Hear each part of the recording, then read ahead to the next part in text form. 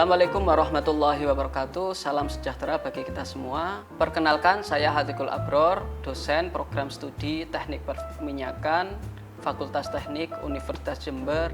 Saya bergabung dengan Prodi Teknik Perminyakan pada Juli 2019. Tepat tahun pertama Prodi ini menerima mahasiswa baru angkatan pertama. Sebagai dosen, saya diamanahi untuk mengajar mata kuliah bidang produksi, contohnya teknik produksi, metode pengangkatan buatan, problematika produksi, kapita selekta produksi, dan fasilitas permukaan dan transportasi.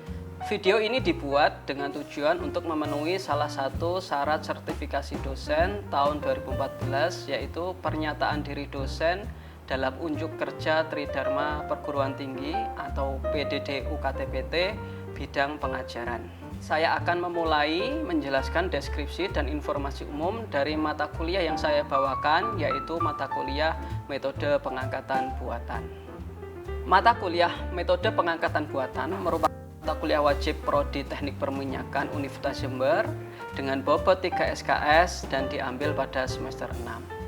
Adapun prasyarat dari mata kuliah ini adalah telah mengambil teknik produksi dan teknik reservoir 1. Mata kuliah metode pengangkatan buatan mempelajari terkait sistem sumur dengan pengangkatan buatan, pengenalan metode-metode pengangkatan buatan, dan parameter operasional, serta merancang peralatan pengangkatan buatan yang efektif dan efisien dengan mempertimbangkan batasan-batasan operasional yang ada di lapangan. Adapun capaian pembelajaran lulusan program studi Teknik Perminyakan Fakultas Teknik Universitas Jember yang dibebankan pada mata kuliah metode pengangkatan buatan adalah sebagai berikut. Yang pertama, CPL dengan kode 08, yaitu kemampuan mendesain komponen, sistem atau proses pada industri perminyakan untuk memenuhi kebutuhan yang diharapkan dalam batasan yang realistis, serta untuk mengenali dan atau memanfaatkan potensi sumber daya lokal dan nasional dengan wawasan global. CPL yang kedua adalah CPL dengan kode 10, yaitu kemampuan mengidentifikasi, merumuskan, menganalisis, dan menyelesaikan permasalahan teknik perminyakan. CPL yang ketiga adalah CPL dengan kode 11, yaitu kemampuan menerapkan metode, keterampilan, dan piranti teknik perminyakan yang modern yang diperlukan untuk praktek ke teknik perminyakan. Adapun capaian pembelajaran mata kuliah atau CPMK dari mata kuliah metode pengangkatan buatan ini adalah yang pertama CPMK 1, mendesain komponen sistem atau proses pada industri perminyakan terkait dengan metode pengangkatan buatan.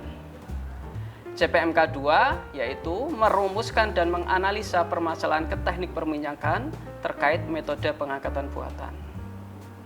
CPL yang ketiga yaitu menunjukkan keterampilan menggunakan piranti teknik yang modern dalam praktek ke teknik perminyakan melalui pengerjaan proyek dan studi kasus. Adapun materi pembelajaran yang dibahas selama 16 kali perkuliahan adalah sebagai berikut. Yang pertama, sistem produksi sumur dengan pengangkatan buatan atau artificial lift dengan sub materi, review well production system, produksi sumur dengan natural flow, prinsip kerja, alasan, jenis artificial lift dan peningkatan produksi, serta metode screening artificial lift.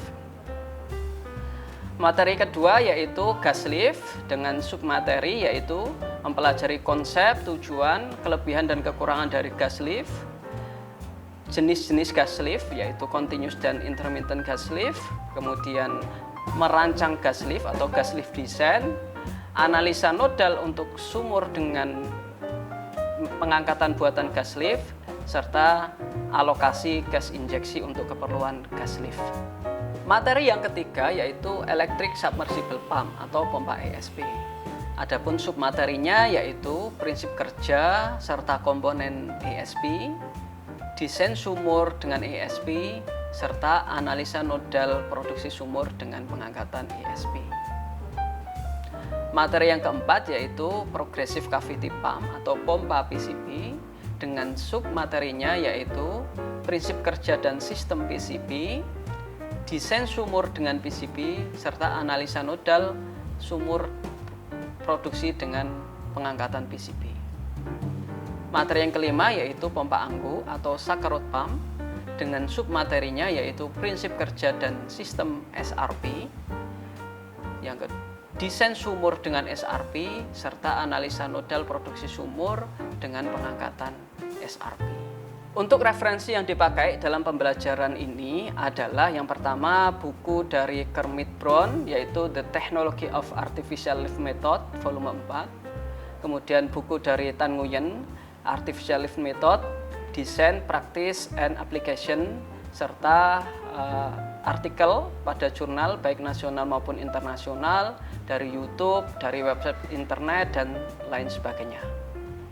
Dalam mengampu mata kuliah metode pengangkatan buatan ini, saya menerapkan metode DIA, yaitu Delivery, Interaction, and Assessment, dengan pembelajaran berpusat pada mahasiswa atau Student Centered Learning.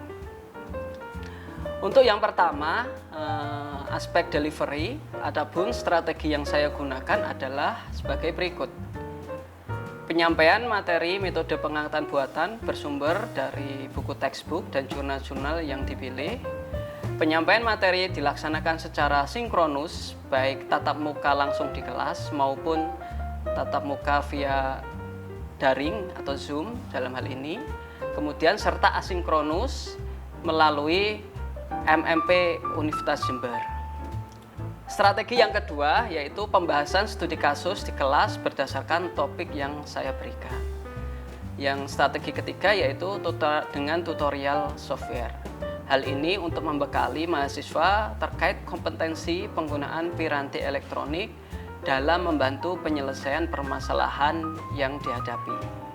Metode yang kedua adalah interaction, yaitu bagaimana saya berinteraksi dengan mahasiswa.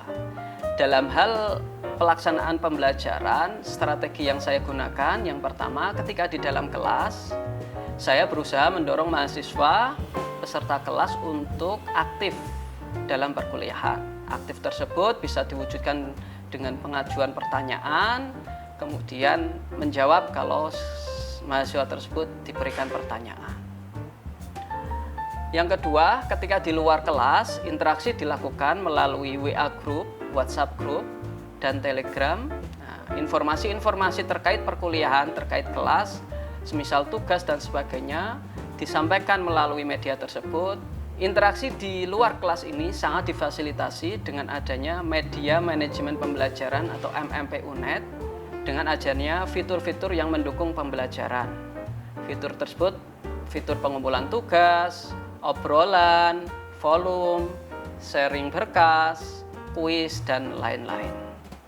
Metode yang ketiga yaitu assessment. Adapun penilaian dan persentase penilaian dari mata kuliah metode pengangkatan buatan adalah sebagai berikut. Yang pertama, tugas mandiri memiliki persentase 30%. Yang kedua, case method atau studi kasus memiliki persentase 25%. Yang ketiga, tugas kelompok memiliki persentase 15%. Dan yang keempat yaitu final project memiliki persentase 30%. Persentase dari masing-masing penilaian ini didiskusikan dan disepakati di awal perkuliahan antara dosen dan mahasiswa.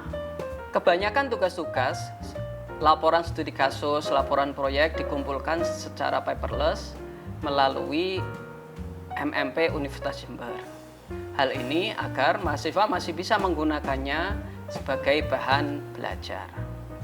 Demikian deskripsi dan informasi terkait mata kuliah metode pengangkatan buatan.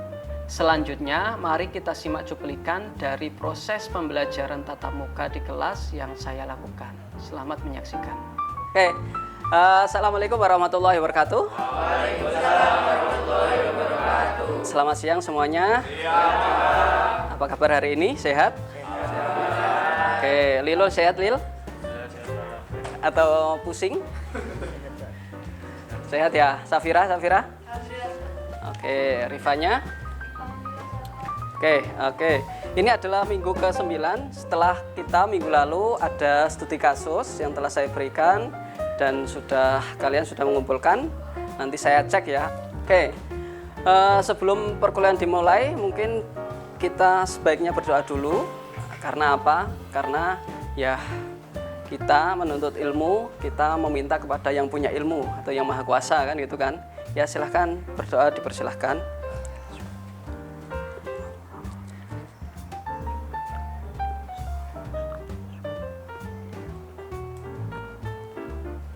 Oke, bisa dicukupkan. Presensi jangan sampai lupa ya, di sister silahkan presensi mandiri. Pada kesempatan hari ini kita akan masuk ke materi pompa ESP atau sistem produksi sumuran dengan memanfaatkan pompa ESP.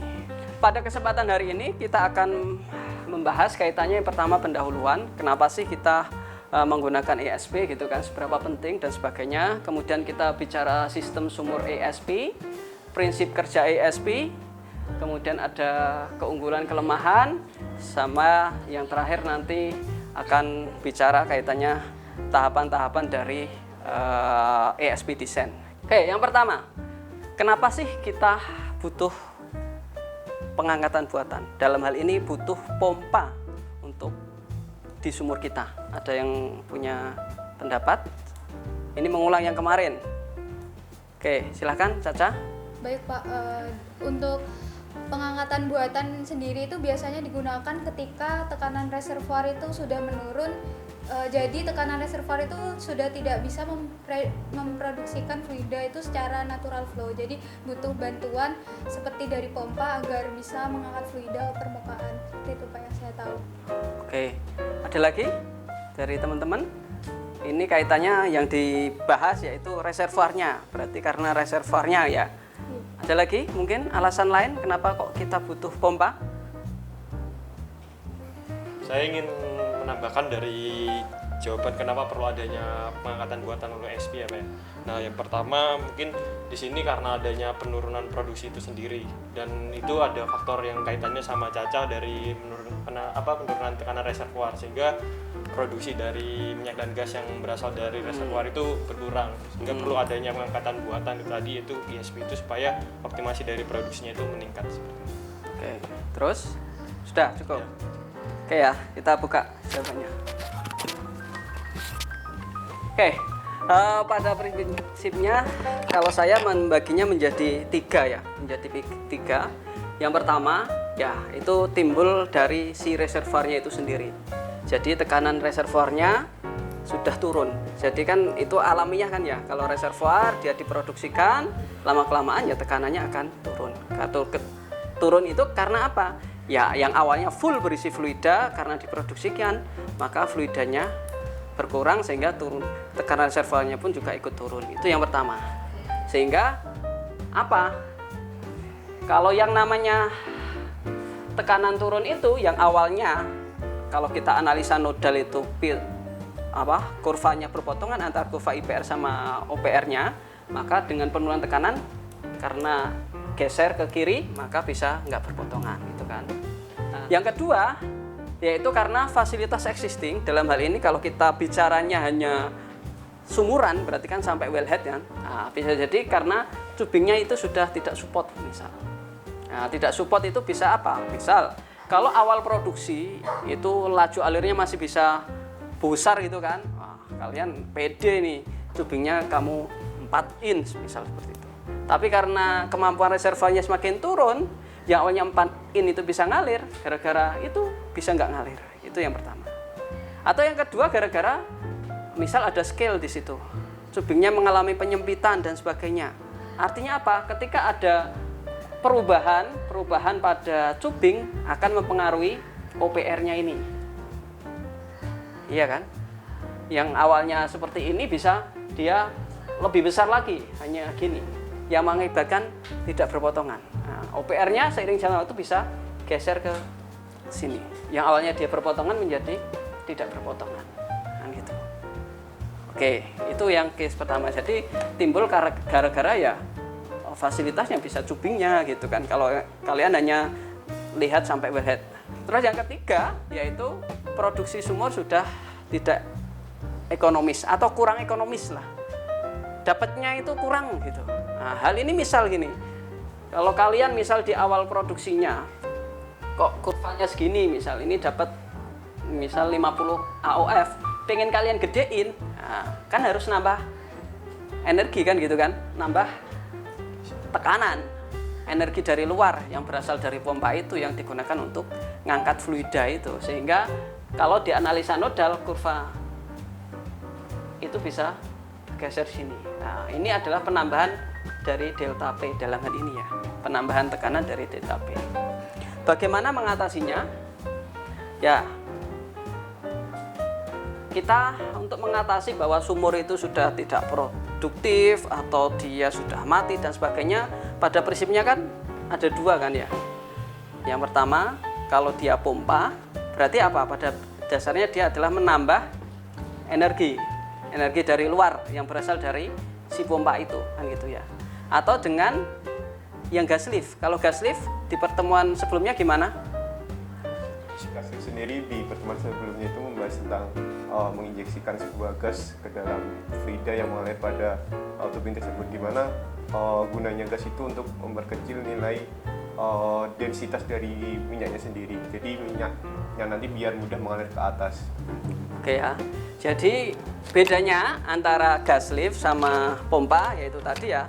Kalau gas lift dia itu dengan menginjeksikan sejumlah gas, ya tentu kalau dari permukaan masuk lewat anulus, ya kan, habis itu masuk ke tubing, yang mana harapannya gas tersebut akan bercampur dengan fluida dari reservoirnya itu, sehingga ketika itu terjadi maka akan ada penurunan densitas dari fluida reservoir itu sendiri. Kalau densitasnya turun, ya kan, ingat prinsip hidrostatis, rho GH, kalau rho-nya turun, nah, P akibat hidrostatis itu akan turun juga. Artinya apa? Untuk ngangkat dia ke atas itu menjadi lebih mudah. Nah, kalau dipompa itu ya pada prinsipnya menambah energi itu tadi. Menambah energi sejumlah tertentu, dalam hal ini bisa dalam pressure, berapa sih delta P-nya ya, delta P atau tambahan tekanannya dari pompa tersebut berapa kan gitu kan, berapa sih tekanan yang di support atau yang diberikan sehingga mampu mengangkatkan gitu kan ya. Untuk pompa sendiri jenisnya ada banyak ya di situ ya, ada pompa ESP, SRP, PCP, hydraulic pump, plunger lift, bisa seperti itu. Nah itu cuma di pertemuan hari ini kita akan bahas kaitannya yang ESP gitu ya. Selanjutnya kaitannya sama kelebihan dan kekurangan. Nah, ini menjadi penting untuk dipertimbangkan ketika kita memilih suatu artificial lift atau pengangkatan buatan. Nah, dalam hal ini untuk ESP sendiri ya pasti setiap metode ada plus min. Nah, untuk kelebihannya yang pertama yaitu tadi ya, dapat memproduksikan dengan volume yang sangat besar, yang sangat tinggi. Efisiensi juga lumayan relatif tinggi, tadi sekitar 50%. Oke. Kemudian ESP ini karena tadi keunggulannya mampu memproduksikan dalam jumlah laju alir yang besar, maka dia untuk biaya lifting untuk laju alir besar itu menjadi lebih murah gitu. Nah, kalau pakai ESP kok laju alirnya kecil, nah itu biasanya relatif lebih mahal, misal cost per barrelnya. Nah, sekarang kita kekurangannya. Kekurangannya yang pertama tentu karena ini adalah electrical, jadi ya butuh sumber atau daya yang besar. Nah, butuh daya yang besar. Daya sini misal di lapangan-lapangan yang dia itu gasnya besar, ada sistem pembangkitnya sendiri, nah itu nggak masalah biasanya. Cuma untuk yang lapangan-lapangan yang rada kecil gitu kan, nah itu kalau dari PLN dan sebagainya ya sangat bergantung dengan sumber energi listrik itu. Karena tegangannya pasti beda dengan yang dibutuhkan rumah tangga. Kemudian yang kedua, adanya free gas yang ikut terhisap dapat menurunkan efisiensi dari si pompa. Kira-kira kenapa? Kok bahasa kasarnya ini ya, bahasa kasarnya itu adalah gas itu sangat dimusuhi oleh pompa. Sebisa mungkin itu pompa dijauhkan dari gas. Kira-kira kenapa? Ya, silahkan Wilda. Iya Pak, kalau menurut saya gas itu kan dapat menyebabkan turbulensi yang dapat menyebabkan pompa tersebut akan rusak. Terus kemudian selain itu gas itu suatu pompa itu akan membawa gas atau menyedot banyak gas sehingga akan terjadi underload. Kemudian underload tersebut akan menyebabkan membawa arus yang lebih tinggi sehingga akan terjadi suplai arus yang lebih tinggi. Oke, nambahi. Ya, silakan Nin. Baik Pak, saya ingin menambahkan dari jawabannya Wilda ya. Untuk dari ISP ini tadi kan ada istilahnya menyumbat adanya gas ya Pak. Bisa dikatakan sebagai gas lock, di mana gas lock itu sendiri kan nanti kan fluidanya itu karena ada gas itu jadi kayak ada permasalahan yang sehingga dari aliran liquid ya mungkin dari minyak maupun gas itu kayak minyak dan air itu tidak terangkat karena adanya gas yang sangat berlebihan. Selain itu juga dapat mengganggu adanya komponen yang ada di ISP itu kan ada impeller sama diffuser ya. Itu sebagai pompa untuk yang mengangkat tekanan tadi supaya lebih dekat. Itu mungkin problemnya di gas itu dapat menghambat atau apa ya, menghambat dari proses kinerja dari diffuser atau impeller itu tadi. Oke. Ya, itu ya. Yang pertama tadi efisiensinya turun akibat adanya gas. Yang kedua kaitannya sama komponen bisa rusak gitu kan. Nah, kalau kita cermati itu kan keberadaan gas, kalau dia itu ikut masuk pompa, misal masuk di intake pompanya itu kan, keberadaan gas itu yang pertama bisa merubah flow aliran dari liquid yang masuk itu tadi. Jadi yang awalnya misal kalian bisa bayangkan kalau alirannya itu liquid saja gitu kan ya, dia akan mengikuti flow dari si aliran impellernya itu kan, gerakan impellernya itu. Dengan adanya gas di situ bisa merubah flow efisiensinya. Yang awalnya misal laminaire gitu kan, dengan adanya gas bisa ada turbulensi tadi kan. Nah, karena turbulensi itu tadi tentu yang awalnya misal bisa mengangkat fluida sekian barel, dengan adanya itu bisa turun. Efisiensi dari pompa itu bisa turun akibat itu. Itu yang pertama, kaitannya itu. Terus yang kedua, dengan keberadaannya gas, kita tahu gas itu kan kalau aliran tinggi itu ya dia cepat sekali. Nah, aliran gas pada pompa yang cepat itulah yang dia tentunya kadang ibaratnya itu berisik lah, karena si gasnya itu pasti kan dia kontak dengan impeller, dengan diffuser dan lain-lain lah. Itu kalau kelamaan ya tentu akan berakibat ke komponen tadi seperti yang disampaikan oleh Lilo itu tadi. Otomatis apa? Ujung-ujungnya nanti lifetime dari si pompanya akan menurun juga gitu kan, gampang rusak dan sebagainya dan seperti itu. Oke ya, kira-kira clear ya untuk kenapa gas kok dia anggap sebagai musuh gitu ya, tanda kutip musuhnya pompa itu, yang harus bisa mungkin pompa itu dihindarkan dari gas gitu ya, karena itu tadi. Oke ya, nextnya tentu kekurangannya adalah adanya pasir yang ikut terproduksi bisa meningkatkan keausan peralatan. Jadi bisa bayangin nggak kalau pasir, ya kan, pasir dia ngikut, dia akan gores impeller, dia akan numbuk impeller, diffuser dan sebagainya. Ujung-ujungnya ya si pompanya itu bagian-bagian komponennya juga cepat rusak gitu kan. Kita masuk ke konsep dari ESP ya, Electric Submersible Pump. Jadi dari katanya submersible, artinya apa? Dia ditenggelamkan di sumur sana gitu kan. Nah, pompa ESP ini sebenarnya dia adalah prinsip kerjanya adalah pompa sentrifugal, tapi dia multi stage. Nah, jadi yang kata-kata stage di sini adalah dalam hal ini adalah apa ya, pasangan dari impeller sama diffuser itu.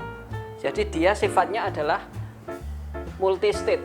Ini stage 1, stage 2. Jadi pompa impellernya itu dia banyak gitu. Banyak pasang impeller diffuser. Jadi pada prinsipnya dia adalah multi-stage centrifugal pump atau pompa dengan prinsip sentrifugal, dia multi-stage. Stage-nya itu banyak gitu kan. Misal, ini kurva antara pump rate atau Q, pump rate versus dengan pump head. Nah, nanti habis ini kita akan bicara pump head. Nah, pump head itu bocorannya ya, itu adalah kemampuan dia untuk mengangkat fluida. Misal kalau kurvanya, profil performa pompanya itu seperti ini misal. Ketika kita ingin Q sekian gitu kan, nah, dia hanya mampu mengangkat sekian atau head. Jadi ketika misal kita ingin Q sejumlah ini, maka dia hanya mampu mendorongnya sekian feet atau sekian meter gitu kan. Nah, kalau mau ditambah ya yang namanya multi stage ya dia bisa ini. Oh, dengan Q laju alir tersebut dia bisa ngangkat segini. Kalau ditambah lagi tambah lagi. Nah, kayak gitu. Jadi kalau satu stage, bahasanya gampangnya ya, satu stage itu bisa ngangkat 10 meter gitu kan. Kalau pakai 100 stage kira-kira ngangkat 1000 meter gitu kan. Nah, kayak gitu. Jadi memanfaatkan prinsip multi stage itu ya. Nah, itu ya dapat dipahami ya. Oke. Untuk memudahkan kalian menggambarkan seperti apa sih prinsip kerja dari ESP, bisa dilihat, kita sama-sama melihat video berikut ya. Coba saya putar. Nah, di situ bagiannya ada motor, protektor sama pump. Nah, motor. Nah, ini ibarat ini di permukaan ya. Nah, ini ibarat energi listrik dialirkan melalui kabel, ya kan? Kemudian ini untuk menggerakkan si motor ini lah, ya kan, dengan oke. Yang mana motor itu dia nyambung dengan pompa, dikasih as gitu kan. Kalau motornya puter, maka pompanya juga muter, impellernya muter gitu kan. Nah, dia bisa ngisep si fluida itu. Nah, gunanya untuk yang gas protektor itu gunanya untuk menyaring gas. Ada gas maka dikeluarkan lewat anulus sehingga tidak masuk ke si pompanya ini gitu kan. Nah, sehingga aliran di dalam ini dia liquid. Nah, kan gitu ya. Oke. Ya dilihat. Nah, ini. Kemudian setelah lewat pompa ya fluida tersebut akan dialirkan melalui tubing sampai ke permukaan ya. Untuk persiapan minggu depan kita akan membahas, kita akan belajar bagaimana mendesain, mengkalkulasi, menghitung ESP. Apa aja sih yang harus dihitung dan sebagainya. Nah, silahkan baca buku referensi Tan Nguyen halaman 144 terkait prosedur mendesain ESP. Pada prinsipnya ada 10 prosedur yang di situ harus dihitung secara bertahap. Mulai dari pengumpulan data sampai pemilihan peralatan-peralatan di surface. Nah, silahkan dibaca-baca sehingga minggu depan itu ketika kita ketemu di kelas itu kalian minimal sudah ada gambaran dan persamaan-persamaannya sudah familiar gitu kan. Jadi biar tidak memulai mikir itu di kelas gitu. Nah, setelah nanti kita ngitung secara ESP desain secara manual, ngitung-ngitung parameter-parameternya apa aja. Nextnya minggu depan kita tutorial bagaimana kita mendesain ESP dengan menggunakan software produksi ya. Saya akhiri, semoga apa yang kita pelajari hari ini dapat bermanfaat bagi kita. Oke, terima kasih. Wassalamualaikum warahmatullahi wabarakatuh. Selamat siang. Demikian deskripsi singkat dan cuplikan video proses pembelajaran dari mata kuliah metode pengangkatan buatan yang saya ampu. Semoga dapat memberi gambaran akan kinerja pengajaran yang saya lakukan. Terima kasih. Wassalamualaikum warahmatullahi wabarakatuh. Salam sejahtera bagi kita semuanya.